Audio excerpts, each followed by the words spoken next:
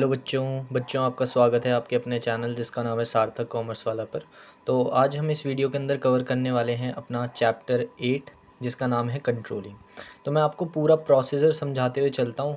जब भी मैं कोई नया चैप्टर जो फंक्शन वाला है उसको आपको पढ़ाता हूँ तो हम कंट्रोलिंग पढ़ने वाले हैं। तो उससे पहले जितने भी अभी तक हमने 4 फंक्शन कवर किए हैं, देखो कैसे एक पैटर्न और कैसे प्रोसीजर चलता है वो मैं आपको बार बार समझाऊँगा। ठीक है। सबसे पहले मैनेजमेंट में क्या करते हैं, प्लानिंग करते हैं। प्लानिंग में क्या होता था, ऑर्गेनाइजेशन अपना गोल डिसाइड करती थी कि वो ऑर्गेनाइजेशन इस्टेब्लिश हो क्यों रही है, वो क्या अचीव करना चाहती है। उस गोल को अचीव करने के लिए एक pre determined course of action यानी कि अपना एक प्लान भी बनाती थी। प्लानिंग के अंदर प्लान डिसाइड करती थी जिससे वो गोल तक पहुंच सके। और थर्ड कि उस गोल को कब तक अचीव करना है ये भी डिसाइड करती थी प्लानिंग के अंदर। तो प्लानिंग के अंदर ऑल ओवर वो उसे क्या करना है, कैसे करना है और कब तक करना है ये डिसाइड कर लेती थी। उसके बाद जब उन्होंने प्लान बना दिया कि गोल को कैसे अचीव करना है तो उस प्लान के अकॉर्डिंग अब वो ऑर्गेनाइजिंग करती थी, यानी कि सेकंड फंक्शन परफॉर्म करती थी, ऑर्गेनाइजिंग। इसका मतलब इसके नाम से ही बिल्कुल रिलेट करता है कि ऑर्गेनाइजिंग फंक्शन में क्या करती थी, ऑर्गेनाइजेशन अपने आप को ऑर्गेनाइज करती थी by providing a organisational structure. यानी कि ऑर्गेनाइजेशन यहाँ पे अपने आप को एक स्ट्रक्चर प्रोवाइड करती थी, एक फ्रेमवर्क प्रोवाइड करती थी। ठीक है। और साथ ही साथ ऑर्गेनाइजिंग फंक्शन के अंदर वो रिसोर्सेज को भी ऑर्गेनाइज करती थी, यानी कि अरेंज करती थी फिजिकल और फाइनेंशियल रिसोर्सेज को। फिजिकल रिसोर्सेज जैसे मशीनरी और फाइनेंशियल रिसोर्सेज जैसे मनी। ठीक है। तो ऑर्गेनाइजिंग फंक्शन में वो बेसिकली रिसोर्सेज को अरेंज करती थी उस प्लान को इम्प्लीमेंट करने के लिए, और साथ साथ अपनी ऑर्गेनाइजेशन को एक स्ट्रक्चर दे देती थी, एक फ्रेमवर्क दे देती थी। ठीक है। अब स्टाफिंग जो होता था, क्योंकि आप देखोगे ऑर्गेनाइजिंग में सिर्फ फिजिकल और फाइनेंशियल रिसोर्स अरेंज किए जाते थे। स्टाफिंग वो फंक्शन है जहाँ से एक्चुअल में ह्यूमन रिसोर्स का आना शुरू होता है एक नई ऑर्गेनाइजेशन के अंदर। ये मैं एक ऐसी सिचुएशन की बात कर रहा हूँ जहाँ एक नई ऑर्गेनाइजेशन ओपन हो रही है। ठीक है। तो आप एग्जिस्टिंग ऑर्गेनाइजेशन के हिसाब से मत समझ के चलना। तो न्यू ऑर्गेनाइजेशन में जो एम्प्लॉयज़ आते हैं, एक्चुअली में जो ह्यूमन रिसोर्स आते हैं, वो किसके थ्रू आते हैं, स्टाफिंग फंक्शन के थ्रू। तो हायर करना ह्यूमन रिसोर्स को, उनकी कंपनसेशन, उनकी ट्रेनिंग, उनकी रिक्रूटमेंट, इससे रिलेटेड जितनी भी चीज़ें हैं वो सारी स्टाफिंग फंक्शन के अंदर परफॉर्म करती है एक ऑर्गेनाइजेशन। अब ह्यूमन रिसोर्स को हायर तो कर लिया, लेकिन अब उन्हें काम भी तो बताना है। तो डायरेक्टिंग फंक्शन के अंदर वही होता था। डायरेक्टिंग फंक्शन के अंदर मैनेजर इंस्ट्रक्शंस देता था, गाइडेंस देता था, मोटिवेट करता था और लीड करता था ह्यूमन रिसोर्स को, ताकि उन्हें पता चले काम क्या है, उन्हें गाइड करें कि काम को सही तरीके से कैसे करना है, काम करते वक्त उन्हें मोटिवेट करें ताकि वो अपनी पोटेंशियल के साथ काम कर सकें, और उन्हें लीड करें कि हमें कहाँ पहुँचना है। और ये इसका मेन मोटिव था, ये सब चीज़ करने का या उन्हें डायरेक्ट करने का मेन मोटिव था ह्यूमन रिसोर्स को, ताकि वो काम को इम्प्लीमेंट कर सके और उस तरीके से ताकि ऑर्गेनाइजेशन अपने प्लान्ड परफॉर्मेंस को या जिससे वो गोल अचीव कर सकती हैं वो अचीव करें। अब डायरेक्टिंग के अंदर एक्चुअल में ऑर्गेनाइजेशन अपना जितना भी इम्प्लीमेंटेशन होता है प्लान का और वर्क का वो कर लेती है। अब लास्ट फंक्शन जो हम पढ़ने वाले हैं वो है कंट्रोलिंग। तो देखो, अब डायरेक्टिंग फंक्शन के अंदर ऑर्गेनाइजेशन जो अपनी एक्चुअल परफॉर्मेंस है ना वो परफॉर्म कर चुकी होती है।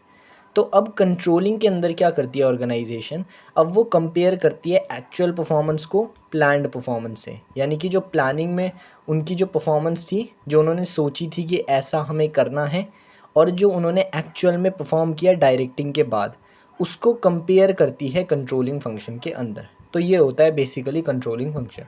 अभी और हम थोड़ा डेप्थ में पढ़ेंगे, ये तो मैंने सिर्फ व्यू दिया है कि कैसे एक पैटर्न चल रहा है। तो यहाँ पे एक्चुअल परफॉर्मेंस ख़त्म हो गई, परफॉर्म हो गई।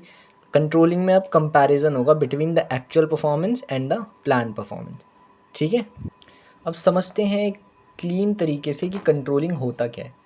तो कंट्रोलिंग एक ऐसा फंक्शन होता है जिसमें एक ऑर्गेनाइजेशन अपनी एक्चुअल परफॉर्मेंस को अपनी प्लान परफॉर्मेंस से कंपेयर करती है, ना कि सिर्फ कंपेयर करती है। देखो, अगर यहाँ पे कंपेयर करते वक्त अगर उनकी प्लान परफॉर्मेंस एक्चुअल परफॉर्मेंस से मैच कर जाती है तो उस केस में तो कंट्रोलिंग वहीं ख़त्म हो जाएगा फंक्शन, क्योंकि जैसा वो चाहती थी परफॉर्मेंस वैसी अचीव कर ली, तो यहाँ पे तो कंट्रोलिंग आगे करने की ज़रूरत ही नहीं है। लेकिन हर बार एक ऑर्गेनाइजेशन वो चीज़ अचीव कर लें जो वो चाहती है, ऐसा तो नहीं हो सकता। तो जब एक्चुअल परफॉर्मेंस प्लान परफॉर्मेंस से मैच नहीं करती, यानी कि मिसमैच करती है, तो उस केस में क्या आता है, मिसमैच कर रही है, विच मीन्स कोई डेविएशन होगा दोनों के बीच में। डेविएशन मतलब डिफरेंस होगा। अब एक्चुअल परफॉर्मेंस और प्लान परफॉर्मेंस में जब कोई डेविएशन निकलता है तो वो डेविएशन, वो डिफरेंस क्यों आया, उसका रीज़न भी कंट्रोलिंग फंक्शन के अंदर एक ऑर्गेनाइजेशन पता लगाती है कि रीज़न क्या था उस डेविएशन आने का, उसका रीज़न पता लगाती है कंट्रोलिंग फंक्शन के अंदर। और साथ साथ उस डेविएशन को अगली बार से रिपीट ना किया जाए, उसके लिए जितने भी करेक्टिव मेजर्स हैं उनको भी कंट्रोलिंग फंक्शन के अंदर ही डिसाइड करती है। यानी कि आप ये कह सकते हो कि कंट्रोलिंग फंक्शन एक ऐसा फंक्शन है जिसमें एक ऑर्गेनाइजेशन अपनी एक्चुअल परफॉर्मेंस को प्लान परफॉर्मेंस से कंपेयर तो करती है, अगर कोई डेविएशन यानी कि डिफरेंस आया तो उस डेविएशन का रीज़न भी फाइंड आउट करती है, और रीज़न फाइंड आउट करने के बाद वो गलती अगली बार ना हो उसके लिए करेक्टिव मेजर्स भी लेती है, यानी कि करेक्टिव एक्शंस भी लेती है।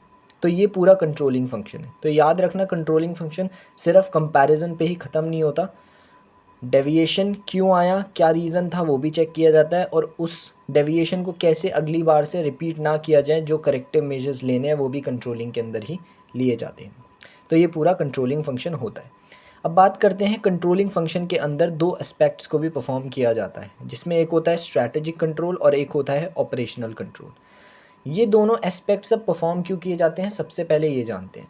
तो डेविएशन जो आया है ना एक्चुअल परफॉर्मेंस में प्लान्ड परफॉर्मेंस के कंपैरिजन में, उसका रीज़न फाइंड आउट करने के लिए ये दो एस्पेक्ट्स को परफॉर्म किया जाता है। अब इनका मतलब क्या है और ये होते क्या हैं, इसके बारे में समझते हैं। एक होता है स्ट्रैटेजिक कंट्रोल, एक ऑपरेशनल कंट्रोल। स्ट्रैटेजिक कंट्रोल में एक ऑर्गेनाइजेशन ये चेक करती है कि उनकी स्ट्रैटेजीज़ कितनी इफ़ेक्टिव थी, क्योंकि कभी कभार जो डेविएशन आता है एक्चुअल परफॉर्मेंस में वो स्ट्रैटेजीज़ अनइफेक्टिव होने की वजह से भी आता है। यानी कि कहने का मतलब है कि जब स्ट्रैटेजीज़ उतनी सही तरीके से ना बनाई गई हों या उतनी इफ़ेक्टिव ना हो तो उस केस में डेविएशन आना बनता है, और इस वजह से ऑर्गेनाइजेशन अपनी प्लान परफॉर्मेंस को अचीव नहीं कर पाती। तो इसीलिए ऑर्गेनाइजेशन इस एस्पेक्ट को परफॉर्म करती है, ताकि वो ये जानना चाहती है कि कहीं उनकी स्ट्रैटेजीज़ में कमी होने की वजह से ही तो वो अपनी एक्चुअल परफॉर्मेंस प्लान परफॉर्मेंस से मैच नहीं कर पाए। ये होता है स्ट्रैटेजिक कंट्रोल। इसके बाद आता है ऑपरेशनल कंट्रोल। ऑपरेशनल कंट्रोल भी सेम होता है। अब स्ट्रैटेजिक कंट्रोल अगर वो स्टडी कर चुका है, ऑर्गेनाइजेशन अगर स्टडी कर चुकी है, तो ऑपरेशनल कंट्रोल में वो ये देखती है कि कहीं उनकी ऑपरेशनल कंट्रोल्स तो अनइफेक्टिव नहीं रह गई जिस वजह से डेविएशन आया एक्चुअल परफॉर्मेंस में। यानी कि ऑपरेशनल कंट्रोल के अंदर एक ऑर्गेनाइजेशन अपनी ऑपरेशनल कंट्रोल्स को, ऑपरेशनल एक्टिविटीज़ को चेक करती है कि उन ऑपरेशनल एक्टिविटीज़ को कितना इफ़ेक्टिवली परफॉर्म किया गया, यानी कि जो एम्प्लॉयज़ ने एक्टिविटीज़ परफॉर्म की वो कितने अच्छे से परफॉर्म की गई, कहीं उनमें ही तो कहीं गड़बड़ नहीं हुई कि शायद एम्प्लॉयज़ या ऑपरेशनल एक्टिविटीज़ इतने फोकस के साथ ना परफॉर्म की गई हों, इसी वजह से हमें जो आउटपुट है वो भी वैसा नहीं मिला जैसा हम चाहते थे। तो स्ट्रैटेजिक कंट्रोल के अंदर एक ऑर्गेनाइजेशन अपनी स्ट्रैटेजीज़ को चेक करती है कि वो कितनी इफ़ेक्टिव रही, कहीं डेविएशन स्ट्रैटेजीज़ की वजह से तो नहीं, और ऑपरेशनल कंट्रोल में ये चेक करते हैं कि कहीं ऑपरेशनल एक्टिविटीज़ तो हमारी ऑर्गेनाइजेशन से ने अच्छे से परफॉर्म नहीं की, कहीं इसी वजह से तो डेविएशन नहीं आया। तो ये चेक किया जाता है कि डेविएशन का रीज़न कहीं स्ट्रैटेजीज़ या ऑपरेशनल एक्टिविटीज़ तो नहीं। तो इन दो एस्पेक्ट्स के थ्रू यही चेक करती है एक ऑर्गेनाइजेशन। अब बात करते हैं नेचर ऑफ कंट्रोलिंग की, कि कंट्रोलिंग के नेचर क्या होते हैं या इसके फीचर्स क्या होते हैं। सबसे पहला, कंट्रोलिंग एक गोल ओरिएंटेड फंक्शन है। बिल्कुल सही, कंट्रोलिंग गोल अचीव करवाना इसका मेन मोटिव है। कैसे? देखो, कंट्रोलिंग फंक्शन में मैंने आपको बताया था कि करेक्टिव मेजर्स भी लिए जाते हैं, यानी कि जब डेविएशन आता है करंट ईयर की परफॉर्मेंस में तो उससे उससे रिलेटेड जो भी हमें अगले साल हमारी वो मिस्टेक्स ना हो उसके लिए करेक्टिव मेजर्स इस साल ही बना दिए जाते हैं, ताकि अगले साल हम अपने गोल को अचीव कर सकें। तो इसी वजह से कंट्रोलिंग एक गोल ओरिएंटेड प्रोसेस होता है या फंक्शन होता है। दूसरा, कंट्रोलिंग परवेसिव होता है, which means controlling all levels of management में परफॉर्म किया जाता है, और हर ऑर्गेनाइजेशन में ये एक यूनिवर्सल फंक्शन है। जैसे मैनेजमेंट के सारे फंक्शन हर ऑर्गेनाइजेशन के लिए परवेसिव हैं। ठीक है। इसके बाद बात करते हैं थर्ड नेचर की। Controlling is both backward looking and forward looking, यानी कि कंट्रोलिंग बैकवर्ड लुकिंग भी होता है और फॉरवर्ड लुकिंग भी होता है। अब ये पॉइंट इंपॉर्टेंट है, समझना ज़रा। कंट्रोलिंग बैकवर्ड लुकिंग क्यों होता है? कंट्रोलिंग क्या पीछे देखता है? नहीं। इसका मतलब ये है, कंट्रोलिंग बैकवर्ड लुकिंग इसलिए कहा जाता है कंट्रोलिंग फंक्शन को, क्योंकि जब भी हम कंट्रोलिंग फंक्शन परफॉर्म करते हैं ना, तो हम प्लानिंग के तरफ मुड़ के वापस जाते हैं, क्योंकि हमें प्लानिंग के अंदर हम ये चेक करते हैं कि हमने प्लान्ड परफॉर्मेंस क्या सोची थी, क्योंकि हमें कंपेयर किससे करना होता है, प्लान परफॉर्मेंस से, जो हमने प्लानिंग के अंदर डिसाइड की थी।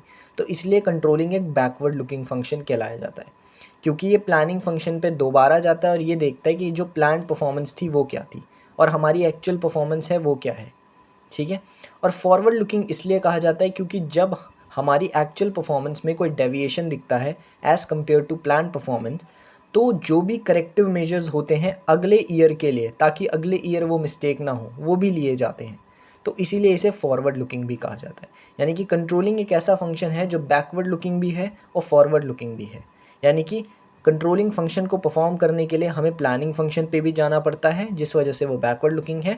और कंट्रोलिंग फंक्शन जब हम परफॉर्म कर लेते हैं तो हम करेक्टिव मेजर्स भी लेते हैं ताकि वो डेविएशन इन फ्यूचर ना आए, तो उसको इसीलिए फॉरवर्ड लुकिंग भी कहा जाता है।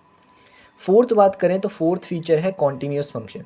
यानी कि जो हमारा कंट्रोलिंग फंक्शन है वो एक कॉन्टीन्यूस फंक्शन है, क्योंकि जब तक ऑर्गेनाइजेशन चलती रहेगी तब तक कंट्रोलिंग यानी कि कंपैरिजन करना पड़ेगा एक्चुअल परफॉर्मेंस को प्लान परफॉर्मेंस से।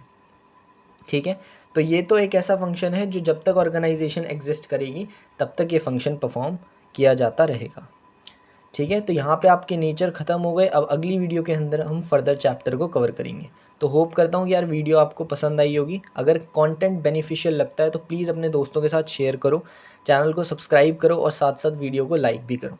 ठीक है। Okay bye.